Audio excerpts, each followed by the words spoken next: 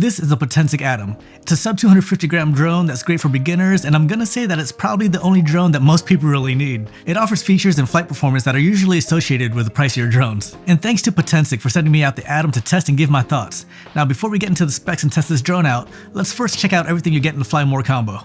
Here's the packaging. Let's open it up. First is the manual. Everything's packed in the carry bag. We have spare propellers, spare screws and a screwdriver, USB-C charging cable, 3 adapter cables to plug your phone into the controller. We have a USB-C, micro USB, and a lightning cable here. Carrying strap for the bag. Here's the fast charging hub with 2 extra batteries. Plug adapter for the charging hub, and here's the remote controller. The antennas flip out, and it opens up so you can insert your phone. It can hold my iPhone 15 Pro Max with a case on it. Finally, the Atom drone. There's a nice strap here to keep the propellers from flopping around. Let's open up the arms. There's a battery already in the drone, and it also comes with a 64 gig SD card. Let's take off the gimbal cover. And there's the camera on the 3-axis gimbal. Here's a quick size comparison of the controller and the drone. Alright, let's take a deeper look at the Potensic Atom. The build quality of the Atom is great. It's similar to other drones in the market. It features a 12 megapixel, 1/3 inch Sony CMOS sensor with a fixed 2.2 aperture and a lens that provides a 78-degree field of view. The Atom produces really nice video and photo quality. Photos can be captured in RAW and JPEG, while video can be captured in 4K at up to 30 frames per second. You can shoot in full auto, but it also allows you full manual control for both photos and videos.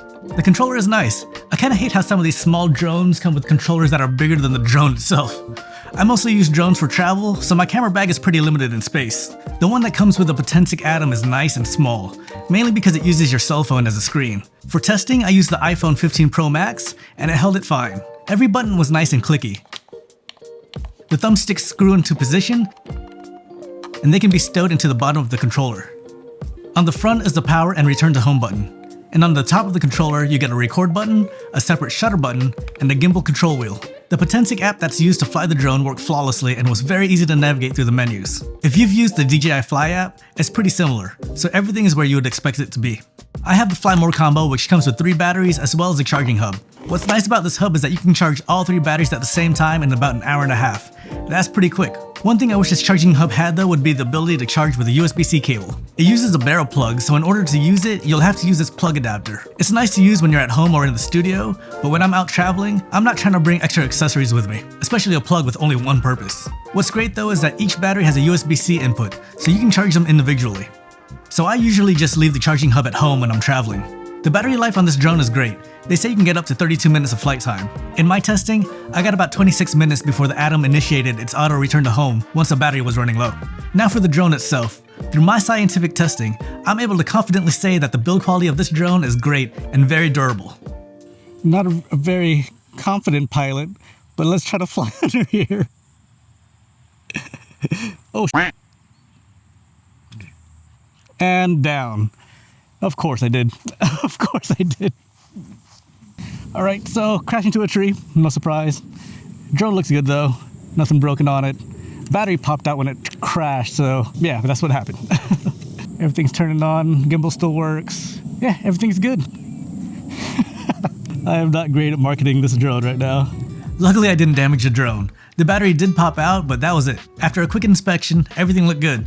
Just had to put the battery back in and now it's back up in the air. Seriously though, it's a well-built drone and very similar to other competing drones in the sub 250 gram market. I know that being under 250 grams is very compelling to a lot of people. The Potensic Atom has a 3-axis mechanical gimbal that does a great job at stabilizing your footage. It can tilt smoothly with a range of +20 to -90 degrees. It captures really smooth video. It does have a level 5 wind rating too, so it can handle winds up to 24 miles per hour. There's a subject tracking mode on this drone. I used it to track me and overall it did a great job of following me around, even when I went underneath the camera. Keep in mind that there's no obstacle avoidance on this drone. You do have a vision positioning sensor underneath here, but that's mainly used just to let the drone know where the ground is. It uses PixSync 3.0 transmission technology, which they claim to provide a maximum video transmission of up to 3.7 miles, or 6 kilometers. I couldn't test this extreme due to my location and the local aviation laws, but I was able to get a good distance away and never had the signal drop out. I wouldn't have even worried if I lost a video signal because the Atom has a return to home feature which can be initiated manually using the button on the controller, or activated automatically when the battery is running low. There's even a map on the bottom left corner that displays which way the drone is facing, so you could easily fly back to yourself. There's a bunch of quickshot modes that you've probably seen on other drones. There's the pull away, rocket, circle, spiral, and boomerang. Once again, be mindful of your surroundings when using these features to avoid a potential collision. I had a couple of instances where I had to cancel the quick shot. This was easy to do though, just by pressing any of the control sticks. This drone is packed with a lot of features like waypoints, interval photos, and time lapses. It feels like the only thing that they left off of this drone was a high price tag. The standard kit costs $299 and includes the Atom drone, a remote controller, and one battery. The Fly More combo costs $399 and includes the same as the standard kit, as well as 2 additional batteries, a fast charging hub, and a carry bag. So I live in the Washington DC area, which is basically a huge no-fly zone, so I never really got into drones. I've only ever owned 4 drones, and I don't really have a lot of flight time under my belt. I mainly got them for my travels, and even then I don't really use them that often. My very first drone was a DJI Air 2. Barely used it, so I sold it off a few months later. I never bought another drone again until I traveled to Thailand, where I bought the DJI Mini 3 Pro. I actually made a vlog video that you can check out when I actually bought that drone. I used it a few times on that same trip where I also visited Singapore and Indonesia, but once I got home, it went up here on my wall and it basically just collected dust until my next trip. I then bought the DJI Avata because the FPV stuff looked really fun to me. And don't get me wrong, it's a really fun drone, but when I traveled, I never brought it with me because I'm mostly a solo traveler. With FPV, I'm pretty vulnerable once I put the goggles on, and even though I've never had any bad experiences when I'm traveling, I don't want to take that risk. So the drone that I would normally bring with me would still be the DJI Mini 3 Pro. It's a great drone, but it was an expensive drone. It's been updated now by the Mini 4 Pro, but at the time, it cost me something around $900, and that was just for the drone and the controller. The Fly More kit was another $250 on top of that. I wish this drone was available when I was looking for a travel drone, because this is everything I need, and at a much wallet-friendlier price. I think the only thing I wish this drone had would be obstacle avoidance sensors, but, well... Oh my God! Man down! Man down!